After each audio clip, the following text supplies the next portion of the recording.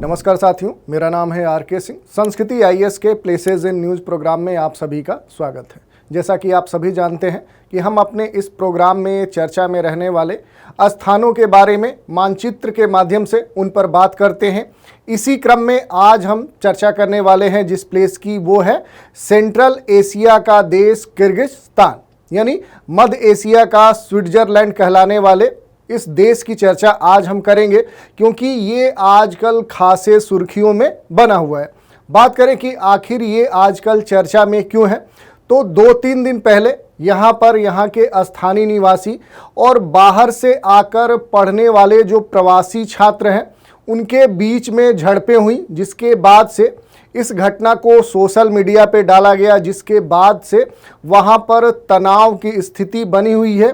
यहाँ तक कि कुछ न्यूज़ चैनल्स और सोशल मीडिया प्लेटफॉर्म्स का ये भी कहना है कि इन घटनाओं में कुछ छात्रों की डेथ भी हो चुकी है। ये अलग बात है कि यहाँ के स्थानीय प्रशासन का इस प्रकार की किसी भी घटना के होने से पूरी तरह से साफ इनकार किया गया है, लेकिन अपने देश का जो विदेश मंत्रालय है इस मामले को संज्ञान में लेते हुए इस पर एक बड़ा वक्तव्य जारी किया। देश के अगर बात करें विदेश मंत्री एस जयशंकर ने इसके लिए एक हेल्पलाइन जारी किया है और ये कहा है कि कोई भी जो छात्र किर्गिस्तान में रहता है पढ़ाई के लिए या अन्य किसी भी प्रकार की गतिविधि में, तो अगर उसके सामने कोई भी विषम परिस्थिति दिखती है तो वो इस हेल्पलाइन पर संपर्क कर सकता है और जितने भी छात्र हैं वो दूतावास के संपर्क में बने रहें कि यदि कोई स्थिति ऐसी बनती है तो उनको आसानी से वहाँ से निकाला जा सके। तो इस तरह से क्या है कि इस कारण से किर्गिस्तान आजकल न्यूज़ में बना हुआ है। तो आज हम इसी के संदर्भ में आज किर्गिस्तान से जुड़े हुए जो भी महत्वपूर्ण लोकेशन होंगे उन पर हम चर्चा करेंगे। तो चलिए देख लेते हैं। पहले ही हमने डिस्कस कर लिया कि आखिर ये जो किर्गिस्तान है ये चर्चा में क्यों है।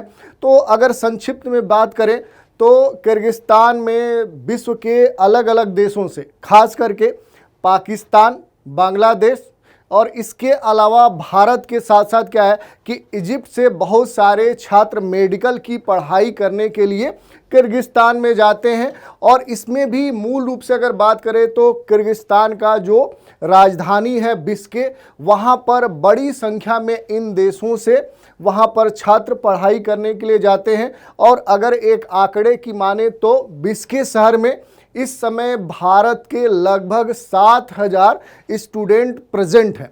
इस दृष्टिकोण से देखें तो वहाँ इस प्रकार की घटना होने से क्या है कि देश में इन छात्रों के जो अभिभावक हैं वो चिंतित हैं और इन्हीं को ध्यान में रखते हुए जो विदेश मंत्रालय है उसने इस मामले को संज्ञान में लिया है और इसके लिए जो भी कह सकते हैं कि पहल हो सकती है उस पर काम कर रहा है। तो ये क्या है कि ये पूरा मामला था किर्गिस्तान के संदर्भ में और इसकी राजधानी बिश्केक के संदर्भ में। हमें जो सबसे इसके महत्वपूर्ण पहलू को समझना है, जानना है, वो है इसकी भौगोलिक अवस्थिति, या ये कहें तो जो किर्गिस्तान है यहाँ से जुड़े हुए जो भी महत्वपूर्ण लोकेशन है उनके बारे में हमें जानना होगा, ताकि अगर इनसे जुड़े हुए कोई भी प्रश्न हमारी परीक्षाओं में पूछे जाए तो हम उनको आसानी से हल कर सके। तो चलिए देख लेते हैं। सबसे पहले अगर हम बात करें, जैसा कि पहले ही हमने बताया कि जो किर्गिस्तान है ये सेंट्रल एशिया यानी मध्य एशिया का देश है। यहाँ पे मध्य एशिया में अगर हम मूल रूप से देखें तो 5 देशों को शामिल किया जाता है, जिनको C5 कंट्रीज़ भी बोला जाता है, जिसमें क्या है कि पहला किर्गिस्तान शामिल है, दूसरा कजाकिस्तान शामिल है, इसके साथ उज्बेकिस्तान शामिल है और इसी में चौथा तुर्कमेनिस्तान शामिल है। जो 5वां आपको देश यहाँ पर देखने को मिलेगा वो तजाकिस्तान देखने को मिलेगा। तो ये क्या है कि सेंट्रल एशिया के मूल इसके पार्ट माने जाते हैं और इसी में से क्या है एक किर्गिस्तान शामिल है। दूसरी अगर बात करें कि इसकी जो अवस्थिति है वो कहाँ पर देखने को मिलेगी, तो देखिए ये क्या है कि चाइना के पश्चिम में इसकी अवस्थिति है। यानी अगर हम बात करें तो जो किर्गिस्तान है ये मूल रूप से क्या है कि यहाँ पर अगर देखेंगे तो इसके चारों तरफ देश देखने को मिलेंगे। पूरब में आएंगे तो चीन देखने को मिलेगा। किर्गिस्तान के अगर उत्तर में जाएंगे तो यहाँ पर हमें कजाकिस्तान देखने को मिलेगा। किर्गिस्तान के अगर पश्चिम में जाएंगे तो यहीं पर हमें उज्बेकिस्तान देखने को मिलेगा, और यहाँ पर अगर इसके दक्षिण में जाएंगे तो ताजिकिस्तान देखने को मिलेगा। तो इस प्रकार से क्या है कि इसके चारों तरफ की सीमाएं क्या है, वो घिरी हुई हैं। तो इस आधार पर हम कह सकते हैं कि यह एक स्थलबद्ध यानी लैंडलॉक्ड देश है। ये क्या है, चारों तरफ से स्थलीय खंडों से घिरा हुआ एक देश है। तो ये आपकी क्या हो गई कि इस किर्गिस्तान की अवस्थिति हो गई। इसके अलावा अगर हम जाएं, अगर इसके राजनीतिक मानचित्र को देखें तो मूल रूप से क्या है कि जो किर्गिस्तान है ये क्या है कि 7 प्रशासनिक क्षेत्रों और 2 कह सकते हैं कि स्वतंत्र शहरों में बटा है। अगर 7 इसके प्रशासनिक क्षेत्रों की बात करें तो इसमें क्या है कि बतकेन है, ओस है, नरीन है, ये स्कोल है। इसके अलावा अगर आएंगे तो चुई है, तलास है और जलालाबाद है। ये इसके 7 कह सकते हैं कि इसके प्रशासनिक क्षेत्र हैं। और इसके अलावा जो किर्गिस्तान की राजधानी बिश्केक है जो कि इसके उत्तर में अवस्थित है, और दूसरा क्या है कि इसका जो प्राचीन शहर और दूसरा सबसे बड़ा शहर जो ओस है, ये दोनों क्या है कि ये दोनों 2 स्वतंत्र शहर हैं। ये यहाँ के महत्वपूर्ण सिटी हैं, जहाँ अगर हम बात करें कि अभी हाल ही में जो झड़प की घटनाएं हुई हैं, जहाँ पर क्या है कि बहुत सारे छात्रों को वहाँ के स्थानीय निवासियों के द्वारा पीटा जा रहा है, उनके साथ अलग अलग कह सकते हैं कि प्रताड़ना दी जा रही है। वो घटना कहाँ पर हुई है, तो किर्गिस्तान की जो राजधानी बिश्केक है यहीं पर हुई है। ये क्या है कि ये किर्गिस्तान का सबसे बड़ा शहर है, यहाँ जनसंख्या सबसे अधिक है। और दूसरा जो सबसे बड़ा शहर है वो क्या है कि इसके दक्षिण में जो ओस है वो किर्गिस्तान का दूसरा सबसे बड़ा शहर है। तो ये हमने देख लिया इसका जो पॉलिटिकल कह सकते हैं कि पर्सपेक्टिव में जो स्थिति है। दूसरी अगर बात करें, अगर किर्गिस्तान के फिजिकल लोकेशन की बात करें कि यहाँ पर कौन से महत्वपूर्ण लोकेशन है, तो इसमें क्या है कि अगर हम किर्गिस्तान में आएंगे तो ये क्या है कि इसका जो अधिकांश क्षेत्र है, यानी जो किर्गिस्तान है ये अधिकांश क्षेत्र इसके पर्वतीय क्षेत्र है। बहुत सारे पर्वत देखने को मिलेंगे, यहाँ पर पहाड़ियाँ देखने को मिलेंगी। यहाँ पर आएंगे तो बहुत सारे वैली देखने को मिलेंगे, नदियाँ और झील हमें देखने को मिलते हैं। और इसी कारण से क्या है कि मध्य एशिया का इसको स्विट्जरलैंड भी कहा जाता है। अब देखिए एक एक करके जो महत्वपूर्ण लोकेशन है उनकी बात करेंगे। अगर हम सबसे पहले बात करें कि यहाँ पर कौन से महत्वपूर्ण पर्वत है जिनको हमें जानना चाहिए, तो देखिए अगर किर्गिस्तान में आएंगे तो इसमें क्या है कि अगर दक्षिण पूर्व ये वाला जो हिस्सा है यहाँ पर आएंगे तो एक महत्वपूर्ण पर्वत देखने को मिलेगा, तियान शान। ये पर्वत देखने को मिलेगा। इसका जो विस्तार आपको देखने को मिलेगा वो चीन और इसके अलावा क्या है कि सेंट्रल एशिया के जो विभिन्न देश हैं वहाँ पर इस पर्वत का विस्तार हमें देखने को मिलता है। यही नहीं, इस पर्वत की जो सर्वोच्च चोटी है जो किर्गिस्तान में है वो यहीं पर हमें देखने को मिलती है, जिसको हम क्या बोलते हैं, तो इसको हम बोलते हैं विक्ट्री पीक। इसका दूसरा भी नाम है जिसको जेंगिस चोक्सू भी बोलते हैं। तो ये क्या है कि तियान शान का सबसे कह सकते हैं कि हाईएस्ट पीक है। इस दृष्टिकोण से क्या है कि ये महत्वपूर्ण है। दूसरी अगर हम बात करें तो इस पर्वतीय क्षेत्र में बहुत सारी पहाड़ियाँ या घाटियाँ भी हमें देखने को मिलती है। यही नहीं, इस क्षेत्र में अगर हम जाएंगे तो बहुत सारे ग्लेशियर या हिम क्षेत्र देखने को मिलते हैं जो इस देश में प्रवाहित होने वाली नदियों के जल स्रोत के रूप में भी कार्य करता है।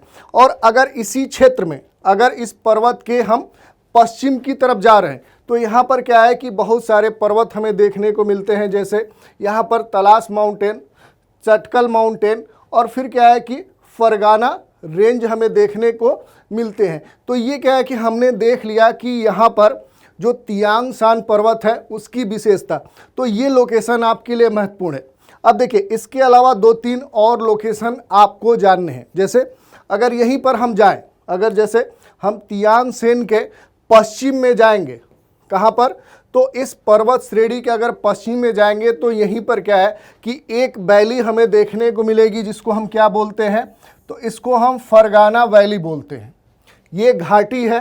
अगर फरगाना वैली के विस्तार की बात करें तो इसका जो विस्तार है वो केवल किर्गिस्तान में ही नहीं है, बल्कि इससे सटे हुए जो दो क्षेत्र हैं, यानी जो तजाकिस्तान है और दूसरा क्या है कि यहाँ पर जो उज्बेकिस्तान है, इन दोनों देशों में भी इस फरगाना वैली का विस्तार है। दूसरी अगर बात करें तो जो यहाँ पर अन्य कह सकते हैं कि पर्वतीय क्षेत्र है, जो उच्च ऊंचाई वाले क्षेत्र हैं, उनकी अपेक्षा जो ये फरगाना वैली का जो क्षेत्र है ये अपेक्षाकृत कम ऊंचाई वाला सपाट क्षेत्र है। यही नहीं, सपाट क्षेत्र होने के साथ क्या है कि इस क्षेत्र की जो जलवायु है वो मध्यम जलवायु है। यही नहीं, विभिन्न क्षेत्रों से क्या है कि इस क्षेत्र को जल संसाधन की भी प्राप्ति होती है, जिसके कारण से इन तीन जो कारक हैं, पहला यहाँ की जलवायु, दूसरा यहाँ की सपाट संरचना और जल संसाधन की उपलब्धता होने के कारण ये जो फरगाना वैली क्षेत्र है ये क्या है कि कृषि के लिए अनुकूल क्षेत्र के रूप में यहाँ उपलब्ध है। यही कारण है कि इस क्षेत्र में बड़े स्तर पे अनाज फसलों का और फलों का उत्पादन होता है और इसी कारण से क्या है कि किर्गिस्तान में जो फरगाना वैली क्षेत्र है ये कृषि के दृष्टिकोण से सबसे महत्वपूर्ण क्षेत्र है। यही नहीं, अगर हम इस पूरे क्षेत्र में आएंगे तो किर्गिस्तान का जो सबसे निम्नतम बिंदु है, सबसे निचला जो पॉइंट है वो भी हमें यहीं पर देखने को मिलेगा। वो कौन सा स्थान है, तो इस क्षेत्र में आएंगे तो आपको क्या है कि ये जो पॉइंट देखने को मिल रहा है ये क्या है, तो ये किर्गिस्तान का सबसे निचला बिंदु है जिसको कारा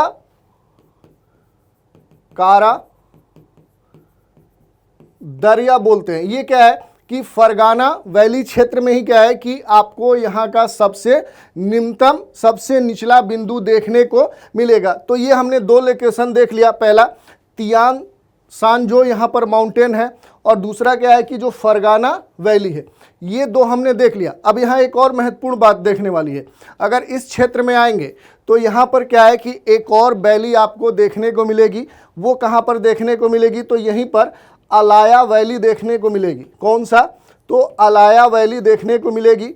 ये क्या है कि इस वैली की अगर बात करें, इस घाटी क्षेत्र की बात करें तो ये उच्च पर्वतीय वाली घाटी क्षेत्र है। यहाँ पर अगर हम जाएंगे तो अल्पाइन घास के मैदान और यहाँ पर जो लोग रहते हैं वो खाना बदोश जीवन व्यतीत करते हैं। यही नहीं, अगर इस क्षेत्र में आएंगे तो ये जो वैली क्षेत्र है इसको ट्राई जंक्शन भी बोला जाता है। ट्राई जंक्शन क्यों बोला जाता है, तो यहाँ पर क्या है कि इधर से आने वाली जो तियान सान जो रेंज है वो है, दूसरे तरफ यहाँ पर अलाया वैली है और तीसरे तरफ जो पामीर रेंज है, ये तीनों यहाँ आकर मिल जाती हैं। इसी कारण से इसको, इस क्षेत्र को अलाया वैली वाला जो क्षेत्र है इसको ट्राई जंक्शन भी कहा जाता है। तो ये भी क्या है, महत्वपूर्ण है। और यहीं पर क्या है कि इस वैली के अगर दक्षिण में आएंगे तो यहीं पर क्या है कि आपको अलाय रेंज भी देखने को मिलेगा, जो कि क्या करता है कि इधर किर्गिस्तान है और दूसरी तरफ क्या है, ताजिकिस्तान है। इन दोनों के बीच में सीमा निर्धारण का भी क्या करता है, ये रेंज कार्य करता है। तो ये हमने देख लिया। अब देखिए इसमें एक दो और लोकेशन है, जैसे अगर बात करें कि इस पूरे क्षेत्र में जल के स्रोत कौन से हैं, तो देखिए यहाँ पर जो महत्वपूर्ण जल के स्रोत हैं उनमें सबसे बड़ा है, यहाँ पर देखिए अगर किर्गिस्तान के उत्तरी भाग में आएंगे तो यहाँ पर एक झील देखने को मिलेगी। ये क्या है, ये है इसकी कोल झील। ये क्या है, ये किर्गिस्तान की सबसे बड़ी झील है और ये क्या है कि खारे जल की झील है। ये क्या है कि ये एक साल्ट लेक है और बात करें तो ये दुनिया की दूसरी सबसे बड़ी खारे जल की झील है, जो कि किर्गिस्तान के उत्तरी भाग में स्थित है। यहीं पर कुछ अन्य झीलें हैं, जैसे अगर यहीं पर आएंगे तो इसके मध्यवर्ती भाग में आएंगे तो यहाँ पर आपको संकोल झील भी देखने को मिलती है। और यहीं पर अगर आएंगे तो जो किर्गिस्तान है इसकी जो सबसे बड़ी नदी है वो इसके, ये क्या है कि जो मध्यवर्ती भाग है, जो मध्यवर्ती कह सकते हैं कि जो भाग है उच्च ऊंचाई वाला क्षेत्र है, यहीं से नरीन रिवर निकलती है और ये क्या है कि इसके मध्यवर्ती भाग से प्रवाहित होते हुए क्या है कि फरगाना वैली में प्रवेश करती है। और यहाँ पर जो सिर दरिया नदी है उसमें आकर ये मिल जाती है। इसके अलावा क्या है कि यहाँ पर कई महत्वपूर्ण नदियाँ आपको देखने को मिलेंगी, जैसे क्या है कि चू रिवर देखने को मिलेगी, कारा दरिया रिवर देखने को मिलेगी। इसके अलावा जो नरीन है यहाँ की सबसे महत्वपूर्ण नदी है। तो इस दृष्टिकोण से देखें तो ये वाला क्षेत्र क्या है कि जल स्रोत के दृष्टिकोण से महत्वपूर्ण है। अब यहाँ पर अगर हम जनसंख्या की बात करें तो सबसे अधिक जो जनसंख्या का संकेंद्रण है, अगर बात करें किर्गिस्तान में, तो ये क्या है कि जो फरगाना वैली है, ये क्या है कि यहाँ पर यहाँ की जो जलवायु है, यहाँ पर कृषि के लिए अनुकूल दशाएं हैं, यहाँ पर क्या है कि आर्थिक जो गतिविधियाँ हैं वो विकसित हुई हैं। इस दृष्टिकोण से देखें तो ये क्या है कि उच्च उत्पादक वाला एक उपजाऊ क्षेत्र है और इसी कारण से यहाँ पर जो जनघनत्व है वो किर्गिस्तान में सबसे अधिक देखने को मिलता है। वहीं क्या है कि अगर इसके उत्तर में जाएंगे, यानी यहाँ पर जो तलाश, चटकल और फरगाना रेंज वाला क्षेत्र है, यहाँ पर जो पॉपुलेशन डेंसिटी है वो सबसे कम है। तो इस तरह से क्या है कि यहाँ पर क्या है कि जो अधिकांश पॉपुलेशन डेंसिटी है वो क्या है इसके पश्चिमी भाग में है और उत्तर वाले भाग में, क्योंकि उत्तर में ही क्या है कि इसकी राजधानी जो बिश्के है वो अवस्थित है। तो देखिए यहाँ पर अगर हम आएंगे तो यहाँ का जो सबसे बड़ा शहर है वो है बिश्के और यहाँ पर जो दूसरा सबसे बड़ा शहर है वो है ओस, और ये ओस क्या है यहाँ का एक प्राचीन नगर है। तो इस तरह से क्या है कि ये दोनों महत्वपूर्ण है और ये यहाँ के क्या है कि कुछ महत्वपूर्ण लोकेशन थे। इसके अलावा अगर हम बात करें तो यहाँ पर क्या है कि जो अन्य लोकेशन है उसमें क्या है कि यहाँ पर अक्सन रिवर है। इसके अलावा अगर आप आएंगे तो यहाँ पर क्या है कि किंगे जो अलाटाऊ माउंटेन है, ये भी आपके लिए महत्वपूर्ण है। तो ये यहाँ के कुछ महत्वपूर्ण लोकेशन थे जिन पर हमने बात की। आज की चर्चा पर एक प्रश्न देख लेते हैं। प्रश्न क्या है, निम्नलिखित कथनों पर विचार कीजिए। किर्गिस्तान की राजधानी और सबसे बड़ा शहर बिश्के देश के पश्चिमी भाग में अवस्थित है। दूसरा कथन कह रहा है, नारिन नदी किर्गिस्तान की सबसे लंबी नदी है जो सेंट्रल हाईलैंड से होकर बहती है और इस क्षेत्र के लिए एक महत्वपूर्ण जल का स्रोत है। तीसरा कथन है कि किर्गिस्तान की सीमाएं उत्तर में कजाकिस्तान से, पश्चिम में तुर्कमेनिस्तान से, दक्षिण में ताजिकिस्तान से और पूर्व में चीन से लगती हैं। और फिर पूछा जा रहा है कि ऊपर दिए गए कथनों में से कितने कथन सही है, केवल एक, केवल दो, केवल तीन और कोई भी नहीं। तो इस तरह से हमने बात कर ली कि आखिर किर्गिस्तान में वहाँ पर किस कारण से तनाव की स्थिति बनी हुई है और भारत के संदर्भ में वहाँ छात्रों को लेकर कौन से मुद्दे आजकल बने हुए हैं जिस पर हमने चर्चा की, और इसके साथ किर्गिस्तान की जो भी भौगोलिक संरचना है और वहाँ से जुड़े हुए जो भी महत्वपूर्ण लोकेशन है उन पर हमने चर्चा की। तो आज के इस एपिसोड में इतना ही। नए एपिसोड में एक नए प्लेस के साथ फिर मिलेंगे। तो आज आप हमारे साथ बने रहें, इसके लिए धन्यवाद।